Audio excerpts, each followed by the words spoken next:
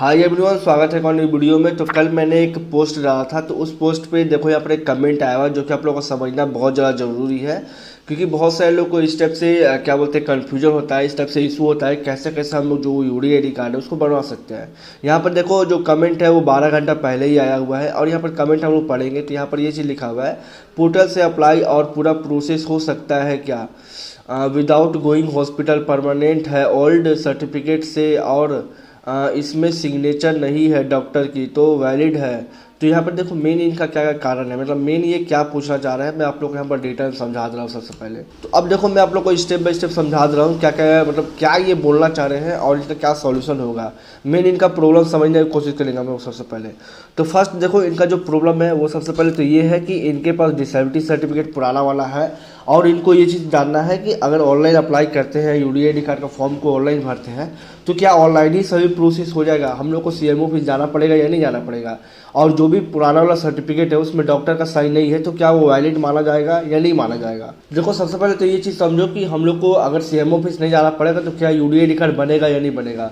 तो मैं आप लोगों को क्लियर यहाँ पर बता देना चाहता हूँ कि अगर आप लोग सीएमओ ऑफिस नहीं जाते हो, विदाउट सीएमओ ऑफिस जाने की कोशिश करते हो कि अगर सीएमओ ऑफिस नहीं जाएंगे तो क्या हम लोग का प्रोसेस बनेगा या नहीं बनेगा, तो वैसा कोई सिस्टम अभी तक आया हुआ नहीं है।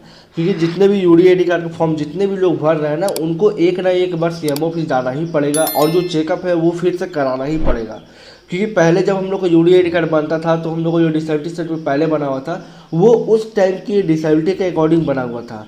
अब देखो मान चलो 10 साल पहले अगर आप लोग को क्या बोलते हैं डिसेबिलिटी सर्टिफिकेट बना हुआ है तो उस टाइम के डिसेबिलिटी के हिसाब से आपका सर्टिफिकेट बना, उस टाइम के हिसाब से आपका परसेंटेज मिला, ये सब होता है। अब 10 साल के बाद हो सकता है कि डिसेबिलिटी और कम हो गया हो या फिर डिसेबिलिटी और बढ़ गया होगा, तो उस कंडीशन में जो परसेंटेज है वो या तो इंक्रीज होने का चांस रहता है या फिर डिक्रीज होने का चांस रहता है।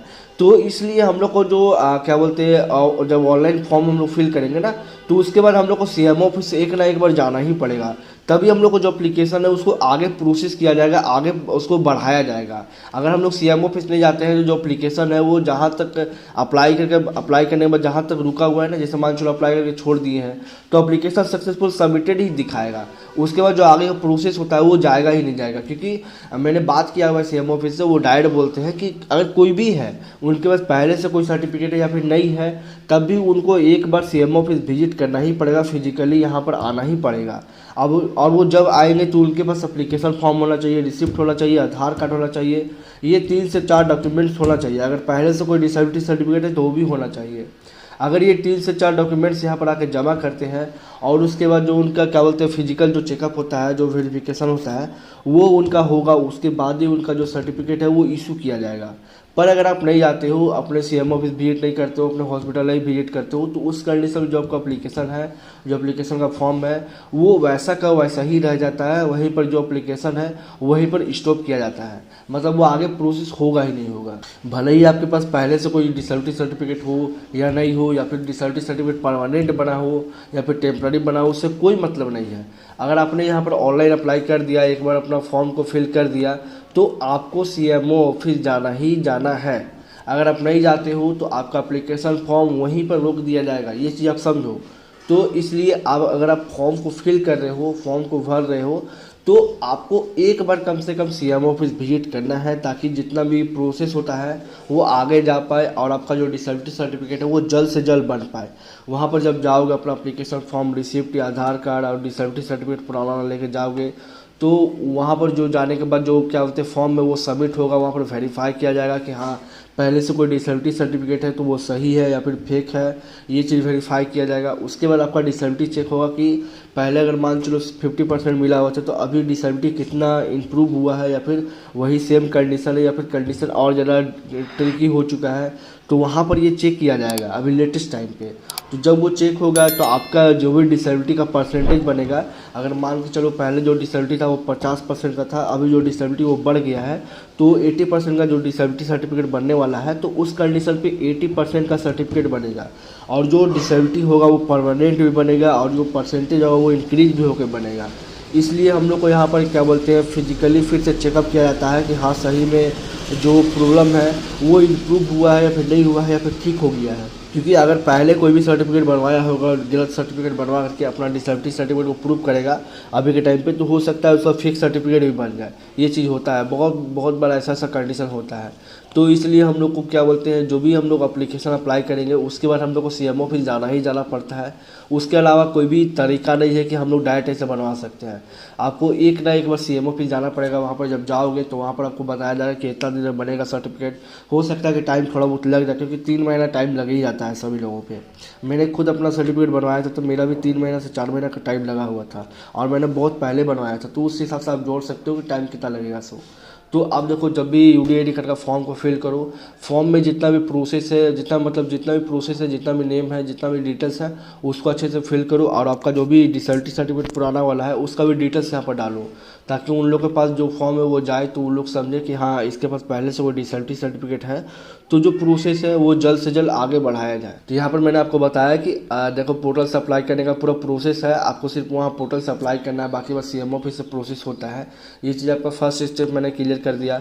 और सेकंड आप बोल रहे हो कि ऑनलाइन विदाउट गोइंग हॉस्पिटल से हो सकता है या नहीं हो सकता है। तो देखो, बिना हॉस्पिटल जाए तो आपका तो क्या बोलते हैं यूडीआईडी कार्ड बनेगा नहीं, वो तो कन्फर्म है। तो आपको एक बार सीएमओ ऑफिस जाना ही जाना पड़ेगा। और तीसरा है कि परमानेंट सर्टिफिकेट है तो उससे होगा कि नहीं होगा। उससे होगा, पर उससे पूरा कंफर्म नहीं है कि आपका जो सर्टिफिकेट है वो परमानेंट ही बने, या फिर आपका जो सर्टिफिकेट है वो परसेंटेज अच्छा ही मिले। वो आपका वैरी करता है, आपका जो डिसेबिलिटी अभी के टाइम पे कितना है उससे वैरी करता है। अगर वो फ्यूचर में इम्प्रूव हो सकता है तो टेम्प्ररी बनेगा, अगर फ्यूचर में सेम कंडीशन रहा तो वो क्या बोलते हैं परमानेंट बनेगा। ये चीज़ होता है। तो पुराना सर्टिफिकेट से कोई लेना देना नहीं है। पुराना सर्टिफिकेट ऐसा मान के चलो कि अभी के डेट में वो paper of waste of paper है, वो कोई काम का पेपर अभी के डेट में नहीं है। अभी के टाइम पे आपका यूडीआईडी कार्ड ही सबसे मेन है। आपका यूडीआईडी कार्ड अगर बन जाएगा तो उस वही सब जगह पर आपका वैलिड माना जाएगा। इसलिए पुराना जो सर्टिफिकेट है उसको छोड़ो। अप्लाई करते टाइम उसमें डाल सकते हो अपना डिटेल्स, पुराना सर्टिफिकेट डाल सकते हो। और जब चेकअप कराने जाओ तो वहाँ पर भी सर्टिफिकेट दिखा सकते हो। उसके बाद जब यूडीआईडी कार्ड बन जाएगा तो यूडीआईडी कार्ड बनते ही आपका जो पुराना सर्टिफिकेट है वो कोई काम का नहीं रहेगा। ये चीज़ समझो आप। वो जो पुराना सर्टिफिकेट है वो आप फेंक भी सकते हो, कुछ भी कर सकते हो, कोई इशू नहीं है। पुराना सर्टिफिकेट कोई काम का आपका नहीं रहेगा। तो यहाँ पर मैंने आपको तीनों डिटेल्स बता दिया क्या क्या करना पड़ेगा, कैसे कैसे है आपका जो आपने जो पूछा हुआ है उसका क्या सॉल्यूशन होगा, वो मैंने आपको बताया। सो इस वीडियो में मैंने आपको पूरा सॉल्यूशन बता दिया कि क्या क्या करना पड़ेगा, कैसे कैसे करना है। मैंने यहाँ पर आप लोगों को पूरा डिटेल्स समझा दिया। आपका जो भी प्रॉब्लम था उसको मैंने A to Z पूरा सॉल्व करने का पूरा कोशिश किया है। तो आप देखो, अपना जो प्रोसेस है उसको इस टाइप से करो कि आपका जो यूडीआईडी कार्ड है वो जल्द से जल्द बन पाए। जो मैंने प्रोसेस बताया उसको करो, आपका जो यूडीआईडी कार्ड है वो बन जाएगा। और कहीं पर कुछ प्रॉब्लम आएगा तो सिंपल कमेंट कर सकते हो, या फिर मेरा व्हाट्सअप इंस्टाग्राम का लिंक आपको डिस्क्रिप्शन में मिल जाएगा, वहाँ पर भी आप मैसेज कर सकते हो। और अगर ये वीडियो इन्फॉर्मेटिव लगी हो तो इस वीडियो को सिंपल लाइक करना, और चैनल को पहली बार देख रहे हो तो इस चैनल को सब्सक्राइब करना। और जितने भी हैंडीकैप लोग हैं उनको ये वीडियो को शेयर कर सकते हो, ताकि उनका भी जो सर्टिफिकेट है वो जल्द से जल्द बन पाए। और अगर यूडीआईडी कार्ड का बेनिफिट्स का वीडियो देखना चाहते हो तो इस वीडियो पर क्लिक करके आप लोग बेनिफिट्स का पूरा डिटेल समझ सकते हो, क्या क्या बेनिफिट्स मिलता है। बाकी बार मिलेगा वो ऐसे ही वीडियो में। तब तक ले जय हिंद, जय भारत, वंदे मातरम।